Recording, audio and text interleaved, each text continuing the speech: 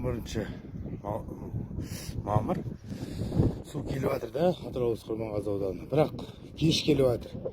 Ол неге керегі болды екен? Және аналар күнін құттықтаймын ағайындар. Ата-ана аман болсын. Мына кейбір азаматтар жерден келеді осы. Бірақ сол айтайын дегенім, тараптар азаматшалар ата-аналарын тастап жұмыс бабымен кетіп қалды я. Түсінеміз енді, өмір тіршілік керек. Бірақ енді жылына келіп тұратын боларсыздар енді. Қыз қияға бұл ұяда болса да, бірақ мен көп байқаймын мына әлеуметтік желіде. Атырау Құрманғазы ауданын айтпаймын. Бірақ бүткіл халыққа айтып жатырмын ғой, әлемге. Бірақ мына шетелдерде жоқ ондай. Біздің именно осы Қазақстанда ата-аналарын тастап кетіп, балдары, бала-шағалары жүрген азаматтар бар екен.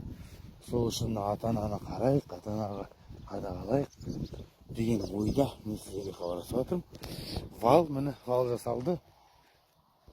Именно осы вал мына орталықта, Самарканд жақта қызыл саз төккен. Неге осы қызыл саз емес, осындай неге төкпеске деген ойда хабарласып жатырмын. Менің бір қарайтындар бар, қарамайтындар бар. Қараңызшы, біздің Атырау бұзаушылар